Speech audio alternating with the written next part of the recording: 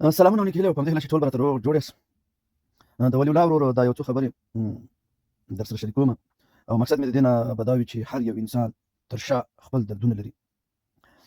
ټولو ته په دې سترګه مه ګورئ چې دا بد خلک دي او هر یو کس یعنې د هغه زخمونه ډېر زیات اوسي. ګورئ که موږ او تاسې دې خبرې ته وګورو چې ولي الله یو کم علمه دی، که د ده نه دغه اشتباهات کېږي هم دا زموږ د حکومتونو مسؤلیت جوړېږي چې دغه رقم یو فضا یې رامنځته کړې وي، دغه رقم یو څه یې رامنځته کړی وي چې زموږ اولادونه د ښه علم نه برخمن شي. دا یوه خبره. دویمه باید موږ یې درک کړو چې دا خپل پلار دا پرېږدي او مقصد دا رقم ستونزې او مشکلات راځي او دی په د سکرین په شیشه باندې خلکو ته بیانوي. دی به بل اړخ دی، بل اړخ یې دا دی چې ګورې دې ته به اوس څومره مشکلات جوړ شوي دي. دغه هر سړی به وایي چې والا دا داسې دی او د ترور زوی به هم راځي او ته پوهېږي د دې والا وایي والا ما سره خبرې ونه کړې، زما زنګ یې وانخېسته، ولي الله خو زما نه پېژني. ده سره که دوستان دا شوي هغه د مطلب دپاره د هغه دې دپاره ورسره ګرځي یا سلام کوي چې دا مشهور دی او د دې له لاسه به زه میلیاردر شم. اما هغه خلک د ده نه ټول خفه شوي دي چې دی غواړي چې سلام ورسره وکړي. دا نن زمانه د پیسو زمانه شوې ده. نو د ده دا خبرې هم درته اورم تر څو تاسې یو بل درک کړئ. دا ډېره مهمه خبره ده. ګورئ دا هم مهمه ده او دا د هغې نه بیا بیخي زیاته مهمه ده. کوشش وکړئ چې خپل مشکلات د خبرو له لارې نه حل کړئ. په دغه کې بیا یو بل درکولی شئ تر څو تاسې د خپل مشکلات یو بل ته په ډاګه کړئ او بیان یې کړئ، نو بیا په دغې وخت کې په اسانۍ سره یو بل درکولی شئ. نو دا هم در باندې اورم او د هر انسان تر شا مقصد مشکلات اوسي. هغه د میخ او د تختې خبره ده. هغه تختې ورته میخ ته وویله چې تباه شي، غرق دې کړمه، سوری دې کړمه.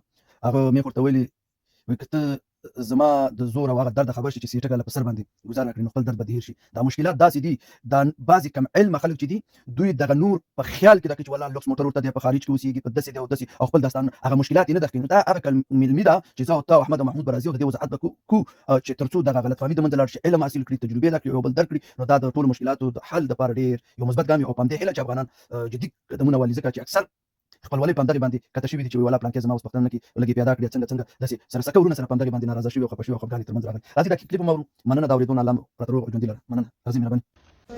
زما پلار زه چې تی پیدا یم واده ورېده هغه زمونږ 8 کاله واده ورېده مړ او ژوندی ورکو 8 کاله زمونږ تپوس نه دی کړی دا لکان به څنګه اوس دغې پیسو مونږ ته را پیدا کړه. قربان قسم په الله واده ورې خدای دې ما نور نه مالداره کړي برو. والله چې زه ډېر پښیمان یم.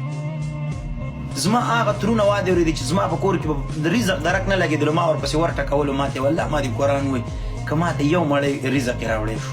هغه ترونه زما اوس تپوس کوي پیدا شو او زه د پیسو نه ولا تېر ناست یم. قسم په خدای داسې مې ارادې دي چې زه نور دا ګفټینګ پې بند کړم واده چې زه نور مالداره نه شم. په قرآن مې دوی چې په هدیره کې به را سره مړی نه ښخول هغه خلک زما اوس واده ورېده زنګ او کال ته قسم په خدای دوستانو چې د زندګۍ نه مې زړه موړ شوی. څوک په یو شیز پسې منډې وایي او څوک چېرته یو شیز راشي په هغې نه بیا کرکه کوي. ما ته خپلې دغلته واده ورېده پیمستوب او پیسې سره بلا وګرځېده دوستانو.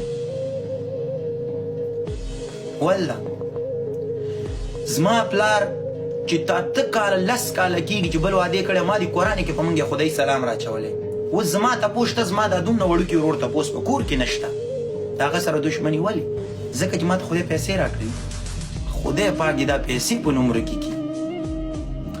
انسان ته ډېر غټ مشکل پیدا کوي دوستانو.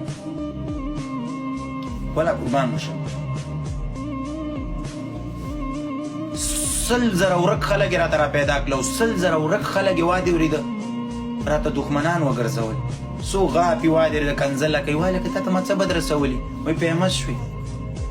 زما هغه ترونه واده ورېدل په قرآن مې دی که په ما باندې بیا خدایي سلام زما سوری په تیږو ایشتو ځکه مونږ غریب وو. قرآن مې دی واده دروازې ته یې ودرېد په خدای مې دی که هغه زمونږ خیراتي سلام یې م اخېستو هغه زمونږ واده ورېده. اوس په کور کې کیني په مونږ مشورې کوي خلک کوم ځای ته ورسېده. زما پلار زما زه چې واده زه دې پیدا یم په لا اله الا محمد رسول الله چې هغه اوس لګیا دی واده ورېده زما نه بچي ورکړي 2 دانې دي وایي ما سره خبرې کوي. زمونږ یو کور کې پاتې کېږو دوستانو لکه دا زمونږ کور دی دا د هغه کور دی په یو کور کې پاتې کېږو. هغه زما سره واده ورېده اړیکه اوسه پورې نه نیوله. خلکو تاسو ګورئ ما ګیم وکړلو دوستانو او ما ته لوی غول جوړ شو. زه قرآن خورم ما د په دې لاس راغلي ما په دې لاس لګولي